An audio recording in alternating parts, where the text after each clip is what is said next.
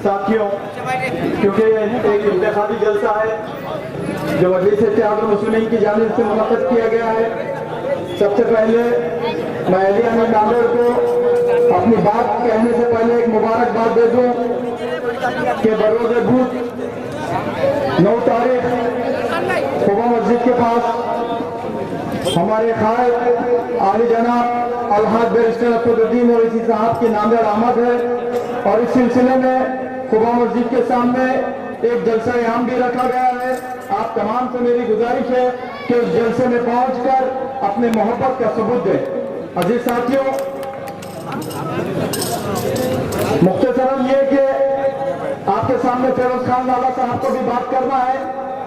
मैं अपनी बात बहुत कम वक्त में आपके सामने रखकर चलूं कि पिछले 70 सालों से जो जमात बरसर इख्तिदार है उसने हमको उस जमात से, उस संगठन से हमेशा डरा कर रखा जिसकी इब्तिदा 1925 में हुई। हमने बारहा कांग्रेस को इसलिए वोट दिया ताकि फिरकापरस्त जमात कांग्रेस के अंदर में चलने वाली बीजेपी इख्तिदार में ना आ जाए। यही डर डर कर हमने हमेशा कांग्रेस को वोट दिया।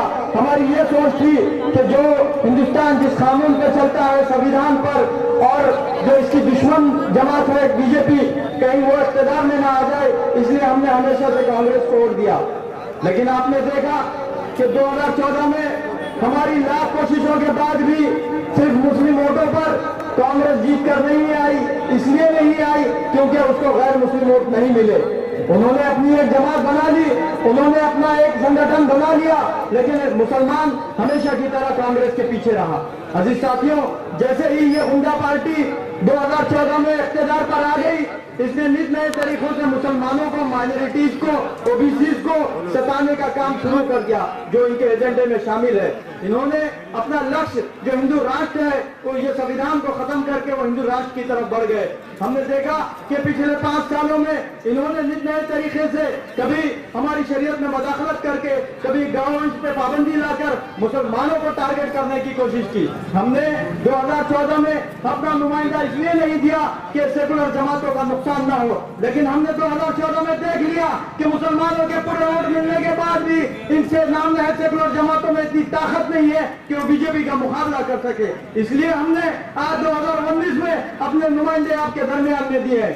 आप सभी जानते हैं कि फेरोज खान लाला आज कोई महाराष्ट्र में मोहताज तारुफ शख्सियत नहीं है। अजीज साथियों, हमने देखा कि आम लोगों में, आम फहम लोगों में हमारी शिकायत ये भी होती थी कि कोई नुमाइंदा ऐसा आवाम असेंबली में जाए जो हमारे दरमियान में हो, कोई ऐसा नुमाइंदा जाए जो बड़ी बड़ी आलिशान महलों में रहता ना हो, जो ऐसी कारों में घूमकर हमारी समस्याओं को, हमारे मसाइल को समझता ना हो। इसलिए हमारी शिकायत ये होती थी कि कोई ऐसा नुमाइंदा जो हमारे दरमियान में रहता है, जो हमें समझता है, ऐसे नुमाइंदा हमारे बीच में नहीं है, हमारी शिकायत रहती थी। लेकिन मैं आपको खुशखबरी दे दूं कि फेरोज लाला खान जो आप लोगों के ही दरमियान की एक शख्सियत है, आज अल्हम्दुलिल्लाह मजलिस इत्तेहादुल मुस्लिमीन ने उन्हें नांदेड़ शुमूल की जो नुमाइंदगी दी है, जो उम्मीदवारी दी है, हमें पूरी ताकत के साथ फेरोज लाला को ऐवान असेंबली में पहुंचाना है। अजीज साथियों, वो इसलिए पहुंचाना है कि मैं चूंकि इस खुतबे नगर में रहने वाला हूं, मैं खुतबे नगर के कुछ मसले आपके सामने रखता चलूं।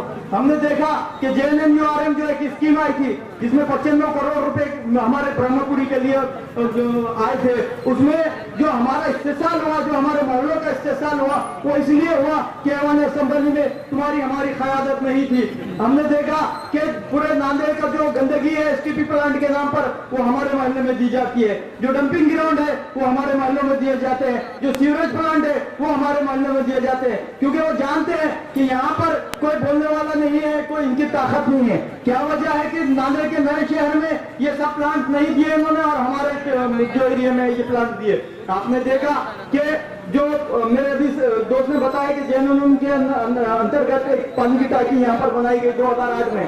बारहा हमने उसके लिए मेमोरेंडम दिए हमारी पार्टी के जानिब से कि उसकी पाइपलाइन की जाए, तो वो पाइपलाइन 2011 तक हमारे मोहल्ले में आई। मतलब 3 साल के इंतजार के बाद हमारे एरिया में उसकी पाइपलाइन की गई।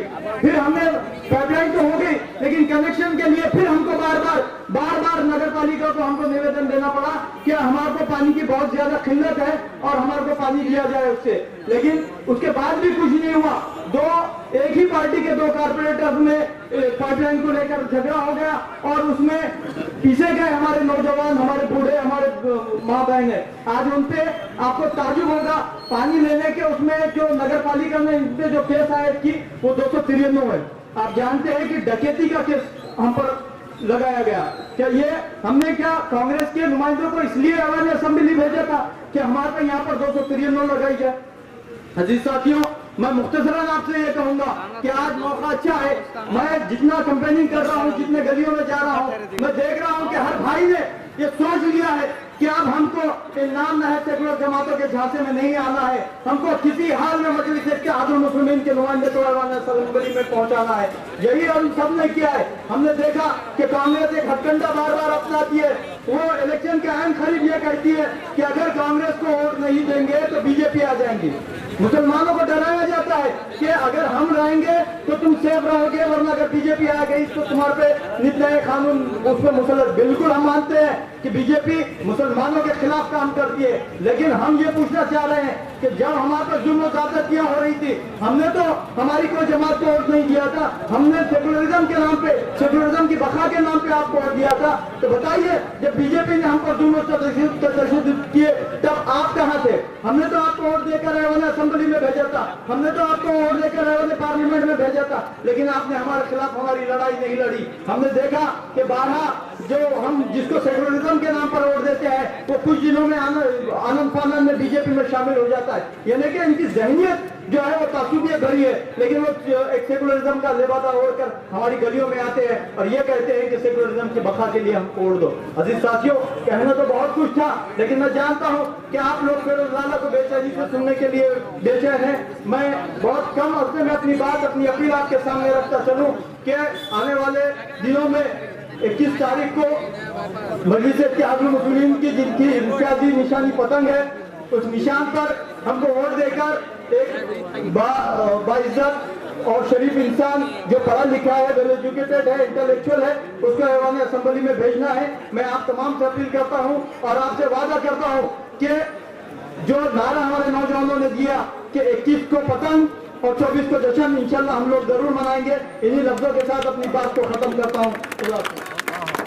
नाने उर्दू न्यूज़ यूट्यूब चैनल को सब्सक्राइब जरूर करें और बेल आइकन को क्लिक करें। बेल आइकन को क्लिक करने से होगा ये कि आपको लेटेस्ट न्यूज़ अपडेट की नोटिफिकेशन मिलती रहे।